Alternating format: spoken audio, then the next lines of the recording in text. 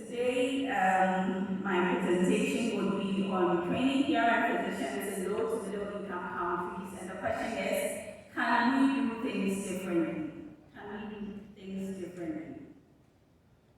And I also work with the World Health Organization, and the disclaimer is that this presentation is solely mine and nothing here is related to the WHO. This is me 7 years ago. That was when I first came for an ISPRM meeting. It was a congress in Malaysia. At that time, there was no PRM training in Ghana. There was no PRM physician in Ghana, but there was passion. That was the first time I actually saw so many PRM physicians in one place. Before then, I only knew one PRM physician, and that was Andy Hay in the photo with me.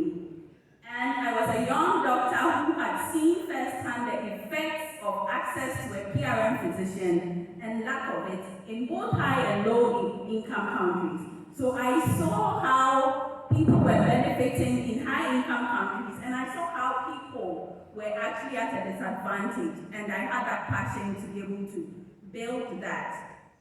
Now let me tell you two true stories. So I actually became interested in PRM because I had a family member who luckily was born in Germany who had cerebral palsy. This family member had access to a PRM physician, had all the care that they needed, such that when it was time to return to Ghana, there wasn't much stigmatization. She had access to school, she was able to develop, she could walk, talk, drive, go about normal activities, and is currently a high school teacher. Now compare that to someone else I knew, a baby who was born with osteogenesis imperfecta. So as he came out of the birth canal, bones broken, looking deformed, family rejected that baby. And the thought was that if a child is born with a deformity, even as simple as clubfoot, it's a river child, and you're supposed to be left at the banks of a river to either drown or for an animal to eat that baby. And that is what happened, and we never saw that baby again. If you Google online, you see massive killing of children with disabilities. And this is happening. For those who are lucky to survive, they are mostly seen as a burden on society, they are neglected. Some are hidden in rooms. People, even as high as intellectuals, politicians, hide their children with disabilities from the public view. And this is what is happening. Others end up on the streets begging to survive. And why is this happening? Just think about it. It's because people don't know that there can be a solution for somebody born with a disability or somebody who later on gets a stroke and has a functioning difficulty. People don't know. If people knew, for example, if somebody gets a fracture, falls down and gets a fracture, that person isn't going to be stigmatized or killed because they know that there is treatment or there is a doctor, an orthopedic surgeon they can take that person to who can fix that broken bone. But in this case, people don't know that there is a physician, or there is no physician actually, who can diagnose, prescribe medications, provide comprehensive management, coordinate the care received, and ultimately help improve the function and the quality of life. And that's a PRM physician. So if there's no one like that to coordinate the care, to know what to do, that is what would happen. And in this photo, it's a center for children with disabilities. Majority of them have been abandoned. When I visited there was one child also had cerebral palsy, had been neglected and kept in a box for many years. She was 7 years old. When she came for a month, she wouldn't speak. And she had contractures in the knee because sitting cramped up in a box every day, that is what will happen. Now let's look at the statistics. Globally, we know that 1 in 3 individuals have a health condition that can be improved through rehabilitation. And the WHO says that it's about 2.4 million people. And in LMICs, or in low to middle income countries, more than 50% of those do not receive the rehab they require or they need. Now, there was a study we did in 2019 by a couple of people in ISPRM. It was actually published in the ISPRM, and it showed that in Africa, out of the 54 countries, only 8 of them had training programs, PRM training programs, and majority of these countries were in the Francophone countries. Now, why should there be the need, and what is the importance? I think there's been a lot of talks on the Rehab 2030 call to action, highlighting the need for rehab everywhere. And the recent resolution, I will not bore you with that because you've heard that a lot. But it is telling us that we need to do that. But especially in low to middle income countries, the need is high because in addition to providing that PRM service, a PRM physician in a low to middle income country is really important because usually the work would entail advocacy for more rehab services, for human resources. There's been a lot of times I would have to assess and write a report so that a patient can get the funds needed to be able to access care. And then also policy implementation. Some of the countries have policies, but it has to be implemented. And usually the PRM physician has to work on that as well so that patients can have access to that, or the capacity of PRM physicians or physicians can be built in their specialty. And then innovation. The thing is that in low to middle income countries, there aren't a lot of assistive products. So a PRM physician has the added task of knowing, obviously with the training, that a person with a functioning difficulty needs an assistive device, but that is not available here. As we are in Colombia right now, I went around during the break looking at the various assistive products that were around, and the thought that was going through my mind was, people cannot afford this, this is really needed. But then, what do? We need to innovate. So usually we would use our local materials to try and innovate. For example, bamboo is something that's so common in most low to middle income countries, and it has a tensile strength many times more than steel. And there's research to that. So that can actually be used to do a couple of things. And we've tried to do that in some of these countries. And also a PRM physician in a low to middle income country has the added task of combating stigmatization, which is so huge. The fact that a cab driver will not pick a person with a disability, the fact that a person with a disability cannot pick a local flight in the country because they do not allow that. There's a lot that has to be done with fighting stigmatization. So there's the need, there is the real need for PRM physician training in low to middle income countries. Otherwise, the persons with functioning difficulties are being underserved. Now, globally, the current PRM training is about 3 to 5 year training, depending on which country it's being run in. Usually in a rehab institution with adequate rehab facilities, with trained PRM physicians to manage and lead the training. But that is not possible usually in low to middle income countries because we don't have the trainers in country. And sometimes there's a proposition that why don't you send physicians outside the country to train in other countries and come back. That works in some cases. In other cases, you ask yourself, who is going to fund the training for them to go and stay outside for about 3 to 5 years to come back? And are we even sure that some of them are going to come back to the country?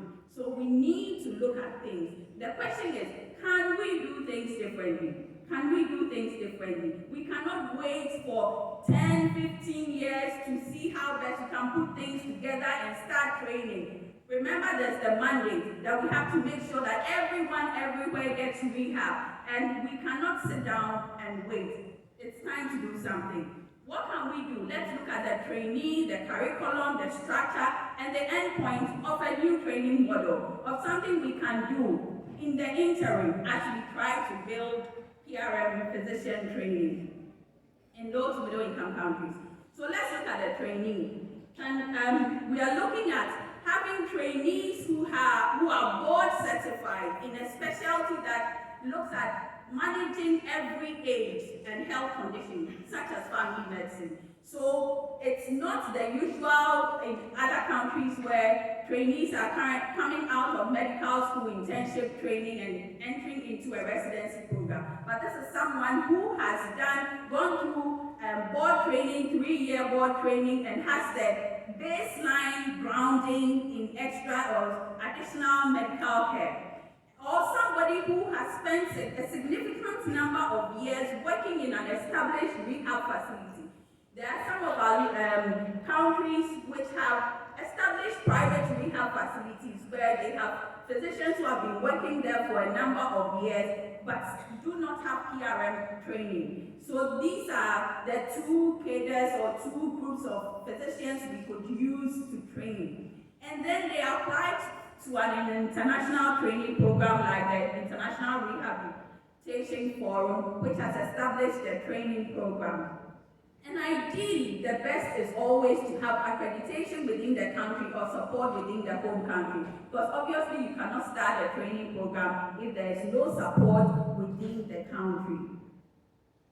Now looking at the curriculum, currently with this model we are proposing, the model is using the ISPRM core curriculum and competencies, and also the Accreditation Council for Graduate Medical Education core competencies, and the ICF as the basic tenets underlying the training.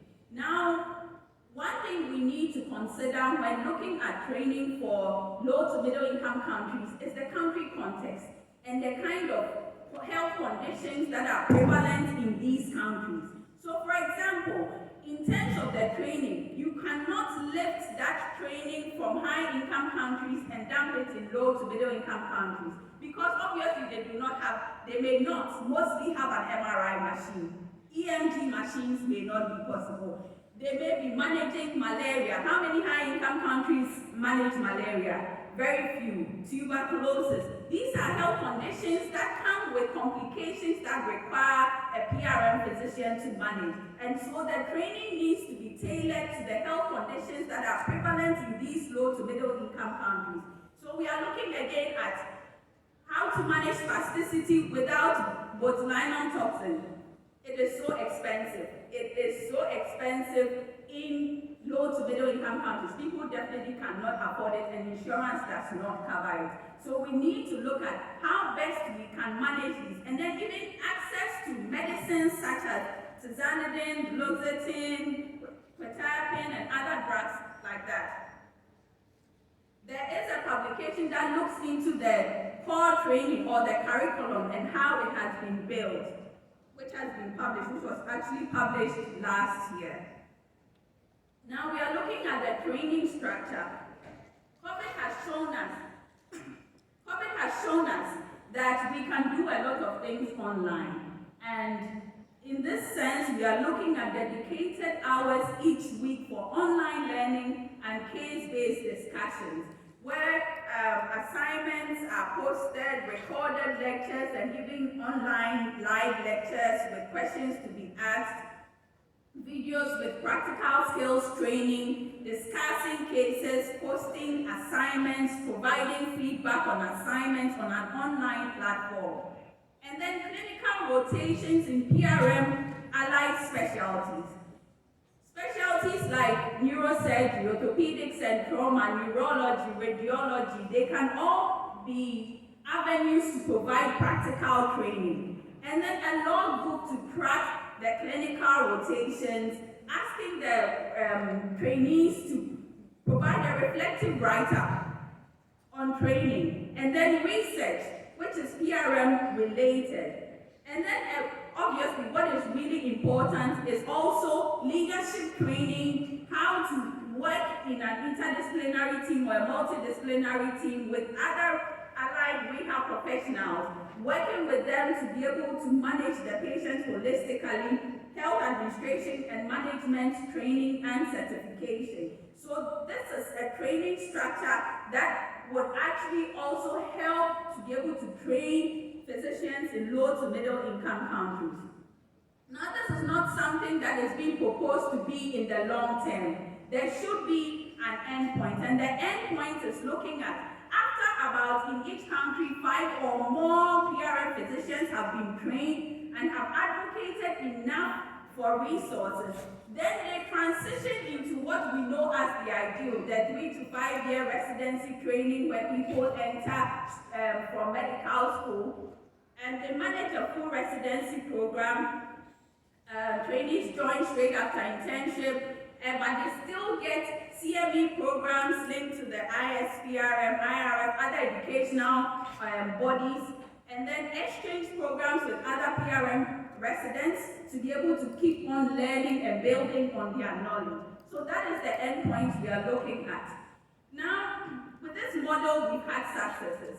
In Ghana, 1 graduated, there are 4 trainees currently, and 2 new trainees waiting to enter. In Ethiopia, 4 graduated, there are 2 trainees currently in the program. In Cameroon, 1 has graduated. Currently in South Africa, there are 18 trainees in the program, because there is the need, and how we need to fulfill that need. There are persons with disabilities, they need to see a PRM physician. Now, what are the challenges? With every program, there will be challenges. And obviously, it's government and training board support. And that is where ISPRM can come in, and we'll come to that. And also getting PRM physicians from high-income countries to be volunteers, to go for in-person training, and also to host for observerships. And then also funding for travel, for observerships and in-country training, as I mentioned, by external experts. What can ISPRM do? In terms of advocacy, we've talked about the new resolution that is coming up, being able to talk to governments to support training, because most of the time you cannot always blame the government officials. They have to deal with common conditions that are not being dealt with in high-income countries. They are dealing with cholera, with tuberculosis, with malaria, with all other diseases, and so disability is low on the list. It's not priority. They still have to deal with HIV. So it's about advocacy and making that economic argument to them, that when you provide for a person with a functioning difficulty, you are actually saving money. And also having sessions at ISPRM congresses for young physicians to be able to learn how to advocate amongst their government officials in their college boards, so that there can be more training.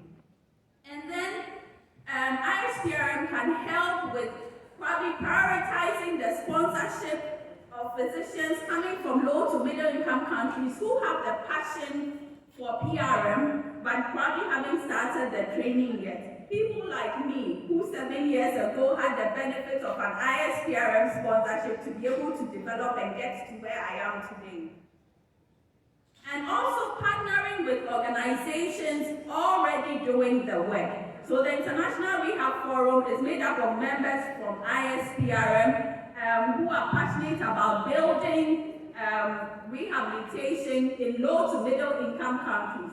So there's the experience already, and you can always scan the QR code to learn more about the organization. So there's already the experience in doing that, and so partnering with such an organization can help ISPRM also build on this as well. And then again, ISPRM can have members volunteer to lecture, to travel and provide practical in-person training, and also host trainees for observerships, also serve as mentors for trainees, PRM trainees in low to middle income countries. And again, because PRM training is not well developed in low to middle income countries, it's a fertile field for research in these low to middle income countries, and lots of research opportunities. And so that is one of the ways that ISPRM can help.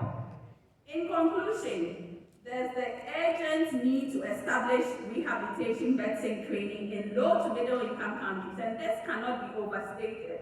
It is a crucial step towards bridging healthcare gaps, empowering local professionals, and ensuring equitable access to quality rehab services. We cannot sit down and not do anything. There are so many low to middle income countries where there are persons with functioning difficulties who need access to PRM physicians. There's the need to build PRM physician training in these countries. And there are physicians like me who are passionate about building PRM training in their countries. We cannot leave them behind. Thank you.